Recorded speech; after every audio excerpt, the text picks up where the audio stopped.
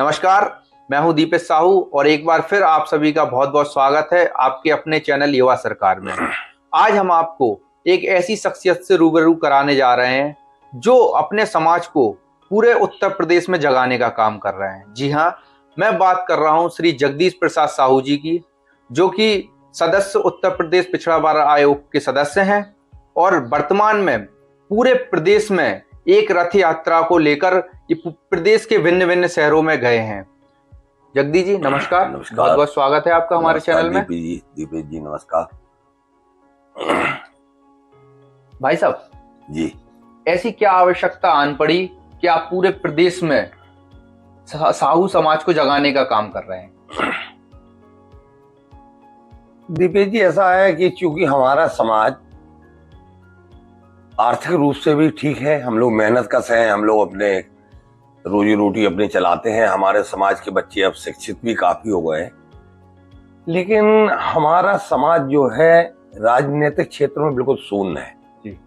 राजनीतिक क्षेत्र में इसको ना तो किसी भी पार्टियों का संरक्षण प्राप्त हो रहा है और ना ही अन्य दलों के द्वारा, कोई भी दल हो, किसी भी दल के द्वारा कोई भी किसी भी प्रकार का विधानसभा, विधायक, सांसद, नगर निगम आदि में कोई भी हम लोगों को राजनीति में हिस्सेदारी नहीं दी जाती जी। इसी क्रम को लेकर के क्योंकि हमारा जो राष्ट्रीय संगठन है भारतीय तेलुगु साहू राठौर महासभा, मैं भी उसका प्रदेश का पदाधिकारी हूं, मैं प्रदेश का अध्यक्ष हूं भारतीय तेलुगु साहू राठौर महासभा का राजनीतिक प्रकोष्ठ का जी। तो चूंकि राजनीतिक प्रकोष्ठ का अध्यक्ष हूं तो मेरे ऊपर दायित्व आ जाता है कि मैं राजनीतिक क्षेत्र में अपने समाज को कैसे बढ़ाऊं जी। तो मेरे मन में विचार आया, मैंने अपने उच्च शीर्षस्थ नेताओं को बताया कि हम लोग एक रैली का, विशाल रैली का आयोजन करें और इस रैली को करने के पहले एक हम साहू राठौर जन जागृति अधिकार यात्रा पूरे प्रदेश में निकालें। तो हमारा संगठन इस पर सहमत हुआ, तो हमने पूरे उत्तर प्रदेश में साहू राठौर जन जागृति अधिकार यात्रा को पूरे प्रदेश में हमने निकाला। जारी भी मिलना चाहिए। जब हमारा समाज 2.25 करोड़ की आबादी है और हमारा 7% वोट है जी। तो 7% वोट अगर उसका अनुपात निकाला जाए तो 403 विधानसभा में 28 सीटें हमारी विधानसभा की होना चाहिए जी। और मेरी क्या होना चाहिए हमारे समाज की, क्योंकि हम देख रहे हैं अन्य समाज जिनकी 1.5% आबादी है, 1.75 है, उन लोगों को बराबर की राजनीतिक हिस्सेदारी मिल रही है, उनके अनुपात में उन लोगों को टिकट मिल रहे हैं। जैसे कि अभी कई समाज हैं, राजभर समाज देख लीजिए, अनुप्रिया पटेल को देख लीजिए, निषाद समाज को देख लीजिए, ब्राह्मण समुदाय को देख लीजिए, बनिया वैश्यों को देख लीजिए, इनकी कितनी, हाँ, मौर्य कुशवाहा समाज को देख लीजिए। ये अन्य जो समाज हैं ये लोग अपने उचित भागीदारी अपनी प्राप्त कर लेते हैं, ये राजनीतिक दलों पर दबाव बनाते हैं।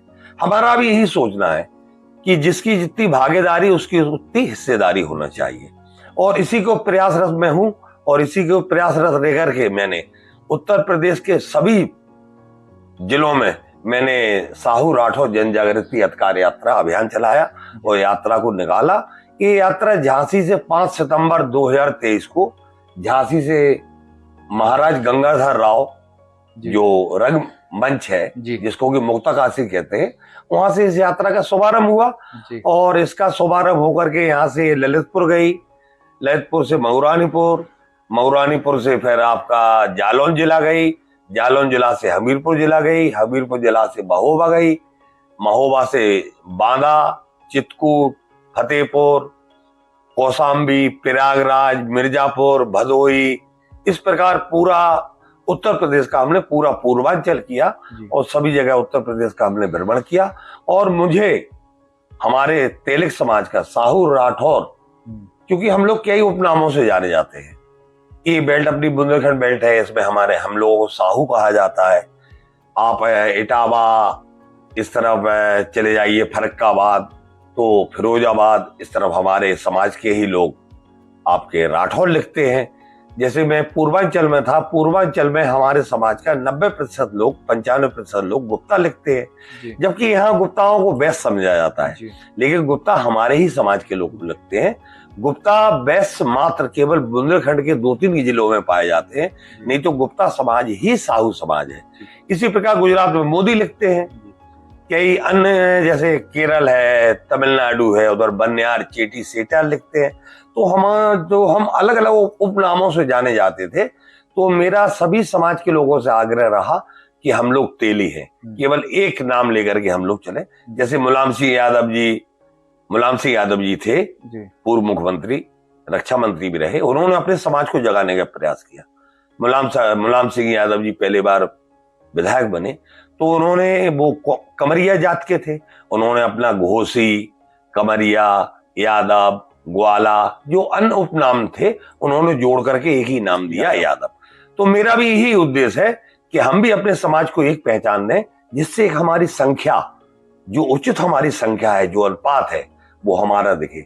और अभी जैसे बिहार में जातिगत जनगणना हुई, तो बिहार में हमारे साहा भी लिखते हैं, साहे भी लिखते हैं, साहू भी लिखते हैं, गुप्ता भी लिखते हैं, अन्य कई उपनामों लिखते हैं। तो मैं चाहता हूं कि हमारा समाज की एक संख्या दिखे। जो अलग अलग उपनाम थे उनको हम एक ही नाम में जोड़े, और हम लोग तेली ही है, और हम लोग अति पिछड़े वर्ग में आते हैं। और हम लोगों को समझा, केवल शहर में ही 1-8% लोग इस तरह के हैं कि जो उनके अच्छे व्यवसाय हैं, नहीं तो हम लोग बिल्कुल अति पिछड़े हुए हैं। और हम लोगों का समाज दबा कुचला समाज है। इस समाज का उत्थान कैसे होगा? इस समाज के उत्थान हेतु, और उत्थान तभी होगा मित्र, जब हमें राजनीतिक हिस्सेदारी मिलेगी। जब राजनीतिक हिस्सेदारी मिलेगी तो हमारे समाज का उत्थान होगा। जो हमारे समाज का शोषण हो रहा है, उत्पीड़न हो रहा है, आपने देखा होगा कई जगह घटनाएं हुई हैं। हमारी बहनों के साथ बलात्कार हुआ, कई हमारे भाइयों की जमीनों पे कब्जे हुए। अभी एक अमेठी की घटना थी, मेरे एक समाज का 18 साल का लड़का, 19 साल का लड़का था, उसने ब्राह्मण समुदाय का एक सोच का लोटा रखा था, उस सोच के लोटे को उठा लिया, तो उसको इतना मारा कि बेचारे की हत्या कर दी, उसको मार डाला। अभी महोबा में हमारे एक समाज की बेटी हनुमान जी के मंदिर पर दीपक लगाने के लिए गई, वहां पुजारी के लड़के ने अपने 4 दोस्तों के साथ उस लड़की का बलात्कार किया, और फिर उसकी लाश को गला काट के तालाब में फेंक दिया। तो ऐसे में पुलिस प्रशासन वगैरह कुछ नहीं? प्रशासन के कानों में जू नहीं जा रही। उसका कारण ही ये है कि हम लोग राजनीतिक रूप से पिछड़े हुए हैं। शासन प्रशासन में कोई हमारा सुनता नहीं है। इसके लिए मुख्यमंत्री जी से भी गुहार लगाई, मुख्यमंत्री जी ने भी, इसमें कुछ नहीं हुआ, कोई कार्रवाई नहीं हुई। मुख्यमंत्री जी तो कहते हैं कि ये गुंडा राज को पूरा बिल्कुल से इन्होंने खत्म कर दिया है। जहाँ ब्राह्मण या ठाकुर वर्ग, उच्च वर्ग की बात आती है तो शासन प्रशासन मौन हो जाता है, और हम लोग अति पिछड़े हुए हैं। बल्कि हम लोगों से अच्छा तो मौर्य समाज है। मतलब आपका कहना है कि पूरे उत्तर प्रदेश में जो मुख्यतः जिनकी चलती है वो ठाकुर ब्राह्मण समाज है, पिछड़ा वर्ग को दबा कर रखा है लोगों ने, पिछड़ा वर्ग को दबा के रखा ही हुआ है। ये सही है। आप देख रहे हैं अभी राजभर है जी, अभी ओम प्रकाश राजभर का अभी परसों ही स्टेटमेंट आया, कितने प्रकार से उन्होंने कहा। उन्होंने क्या कहा मैं अपने शब्दों में नहीं कहना चाहता, वो पूरा प्रदेश देख रहा है। तो हम लोग तो चूंकि व्यापारी वर्ग हैं, हम लोग छोटे छोटे दुकानदार हैं, हम लोगों की इतनी हैसियत नहीं है कि हम लोग उन लोगों से टक्कर ले सके, तभी हम लोगों का उत्पीड़न हो रहा। अगर हमारी आवाज कोई बुलंद करने वाला हो, आज उत्तर प्रदेश में हमारे 2 विधायक हैं, एक विपक्ष से है, एक पक्ष से है। अब एक विधायक की क्या चलेगी? अगर वही हमारे कम से कम 25 या 30 विधायक होते तो सरकार को भी लगता कि इनकी संख्या इतनी है और ये बगावत कर सकते हैं। तो सर ऐसा क्या कारण है कि साहू समाज को, तेली समाज को कोई भी पार्टी भागीदारी नहीं दे रही? अब देखिए, आपने ये बड़ा अच्छा प्रश्न पूछा है।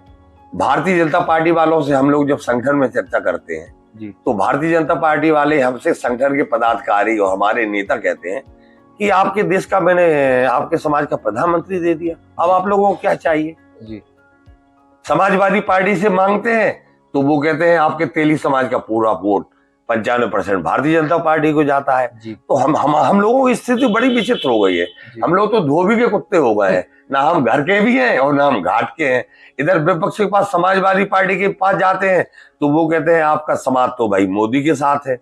तो हम लोग इधर से भी गए, और जब भारतीय जनता पार्टी से कुछ मांगते हैं तो वो कहते हैं आपको हमने मोदी दे दिया, आप लोगों को क्या चाहिए? मतलब आप कहना चाह रहे हैं कि भारतीय जनता पार्टी ने साहू समाज का एक नेता बनाकर पूरा वोट ले लिया। हाँ, और किसी को ये कुछ नहीं दे रहा, केवल मोदी जी को प्रधानमंत्री बना दिया। उनका कहना तो यही है। और जबकि आप लोग तो देखिए चैनल वाले हैं, आप लोगों को सब मालूम है कि आज मोदी का चेहरा जो आया है जी। मोदी के चेहरे के साथ मैं ये नहीं कह रहा हूं, जो कि वो मेरे समाज के हैं, मेरे समाज के गौरव है जी। ये हमारे लिए बहुत हर्ष का विषय है कि हमारे समाज का व्यक्ति आज देश के सर्वोच्च पद पर बैठा हुआ है।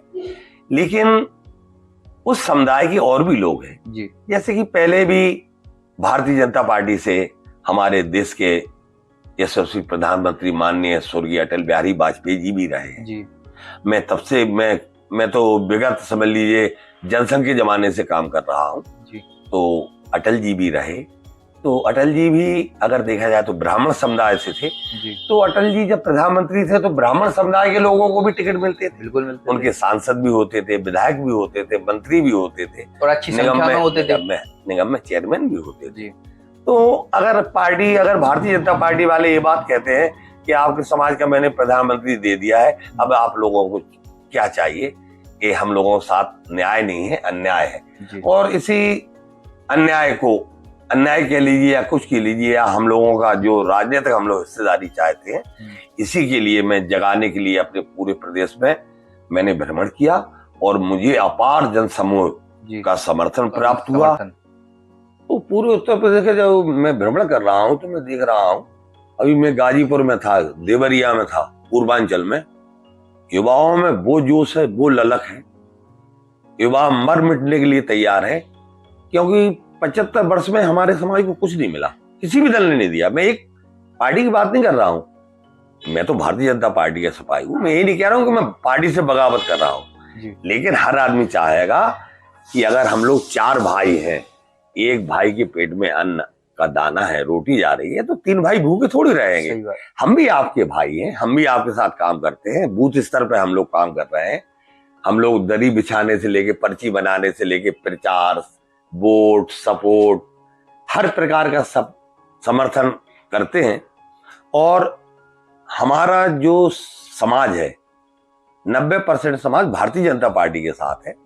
अगर यही समाज आज अगर समाजवादी पार्टी अगर कांग्रेस के साथ चला जाएगा तो हमें उनसे ज्यादा टिकट मिलने की उम्मीद है।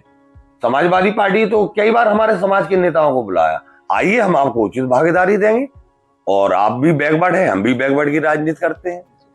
लेकिन अब चूंकि हमारा समाज पहले से ही जनसंघ के जमाने से भाजपा से जुड़ा हुआ था तो भारतीय जनता पार्टी के प्रति समर्पित है वो। लेकिन अब जो देखने को मिल रहा है, अब समाज को अगर उचित मान सम्मान, भागीदारी, हिस्सेदारी नहीं मिलेगी तो हमारा समाज भी रास्ता बदलने के लिए तैयार है। ऐसा हमारी युवाओं की सोच है। युवा कह रहे हैं अब आप लोग हटिए, अब मैं भी 65 वर्ष का हो गया हूं। हमारे कई नेता हैं जो अपने चौथी उस पे जा रहे हैं जी। अब युवा पीढ़ी हम लोगों से कह रही है आप तो बस हमारे ऊपर आशीर्वाद रखिए और कमान हम लोगों के हाथ में सौंपिए, और युवा अब कोई भी अपना रास्ता बदलने के लिए तैयार है। लखनऊ में भी आप लोग एक बड़ी विशाल रैली का आयोजन कर रहे हैं। इसका अभी जो समापन होना है ना जी, वो 25 नवंबर को ही समापन रमाबाई अम्बेडकर मैदान में हो रहा है। कितने लोग इसमें सम्मिलित होंगे तकरीबन? हम लोग लक्ष्य तो 5 लाख लोगों को लेके चल रहे हैं जी, लेकिन रमाबाई अम्बेडकर मैदान बहुत बड़ा है जी, तो उसमें हम लोग इस प्रकार की व्यवस्था कर रहे हैं कि जो हमारे 3 से 5 लाख जो हमारे समाज के लोग आ रहे हैं जी, तो उसी में ही अब चूंकि जहां एक स्थान चुन लिया है उसी में ही रैली करेंगे जी, और अपनी ताकत दिखाएंगे। सभी प्रदेश के सभी जिलों से हमारे समाज के लोग आ रहे हैं और प्रतिदिन मतलब सुबह से समझ लीजिए आप रात्रि तक बस यही फोन आ रहे हैं, भाई साहब हमारे इधर से 2 बसें आ रही हैं, हम लोग इससे आ रहे हैं। एक उत्साह है लोगों में जी, और हम लोग उनके उत्साह को देखते हुए हम लोग अपने युवाओं के पीठ पे हाथ रखेंगे, उनको आगे बढ़ाएंगे। हम लोग नहीं बढ़े कोई बात नहीं है, मैं तो पार्टी में हूँ, पार्टी में रहूंगा, मैं पार्टी से थोड़ी बगावत करके भाग रहा हूँ, लेकिन ये पार्टी हमारे साथ हमारे समाज के साथ अन्याय कर रही है जी। लोकसभा से कितनी सीटों की मांग कर रहे हैं आप? भैया अगर आप लोग चैनल वाले कहते हैं कि आप लोग 4.3 है जी, जबकि हम लोग 7% है उत्तर प्रदेश में जी, अगर 4.3 भी मान लिया जाए तो 80 लोकसभा की सीटें हैं तो 5 सीटें तो 4 से 5 सीटें तो हमारी लोकसभा की बनती हैं जी, और मिलना चाहिए। और देखो इस बार हमारा समाज का करो या मरो का नारा है जी, अभी नहीं तो कभी नहीं।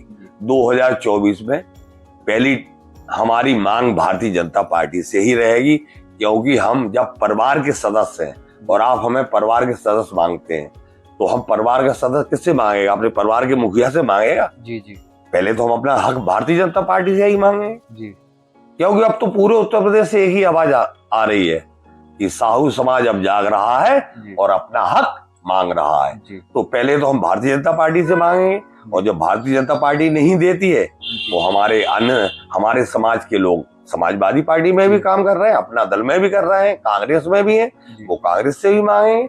फिर जो पार्टी हमारे समाज को टिकट देगी तो हमारा समाज उसकी तरफ जाएगा। और ये समाज निर्णय भी। आप भी टिकट के दावेदार हैं?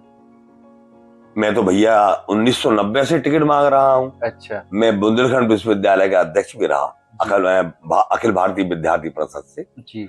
मैं तो विद्यार्थी परिषद से ही अपना जीवन स्टार्ट किया। जी। मैं राष्ट्रीय स्वयंसेवक का भी सदस्य रहा हूँ। जी।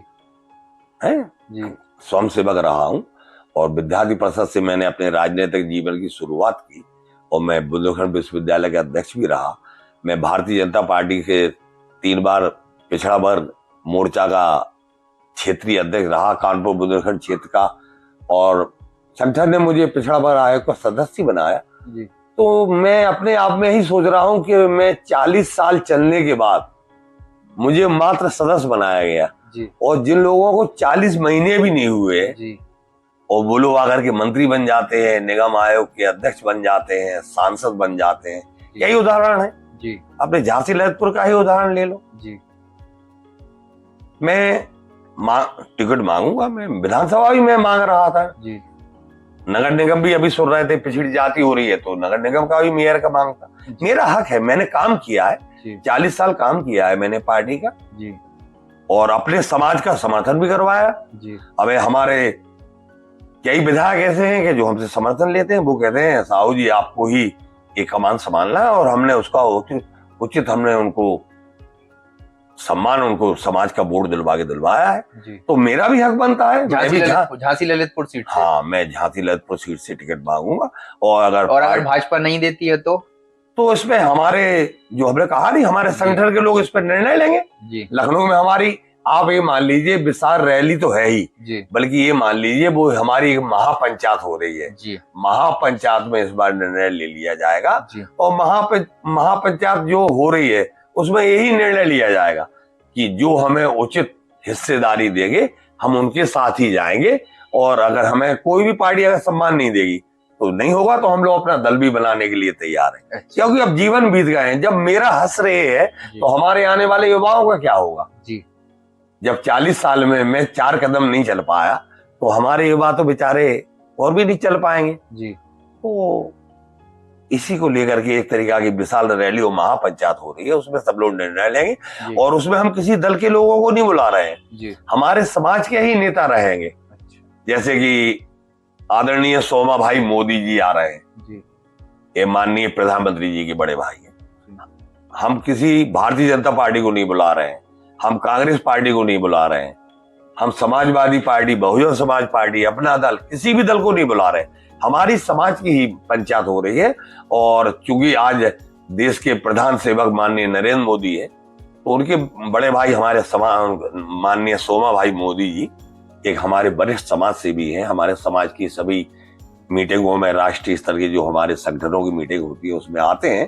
तो माननीय सोमा भाई मोदी को बुलाया है, और गुजरात से विधायक है, पूर्व मंत्री हैं पूर्णेश मोदी जी, उनको बुलाया है। राजमोहन गांधी जी हैं, एनटी राठौर जी हैं, इन लोगों को बुलाया। और हमारे रामनारायण जी साहू जो पूर्व राज्यसभा सांसद हैं वो रहेंगे। उत्तर प्रदेश सरकार में हमारे इकलौता विधायक, इकलौता मंत्री है राकेश राठौर, वो रहेंगे। वो तो इस रैली के संयोजक वही है, मैं यात्रा का संयोजक था।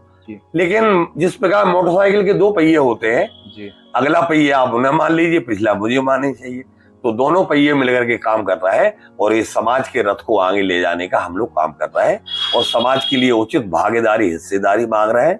मैं भी मांग रहा हूं, और उत्तर प्रदेश में और भी हमारे सलेमपुर से हमारे संपूर्णानंद जी गुप्ता है, वो मांग रहे हैं। हम लोग 4-5 लोग हैं, और हम लोग यही चाहते हैं कि कम से कम 4 या 5 हमें लोकसभा में टिकट दीजिए, और अगर आप नहीं देते हैं तो फिर तो समझ में आ जाएगा कि आप हम लोगों को देना नहीं चाहते हैं। तो हमारी ये आखिरी लड़ाई है और यहीं से भी अभी नहीं तो कभी नहीं, करो या मरो का नारा है।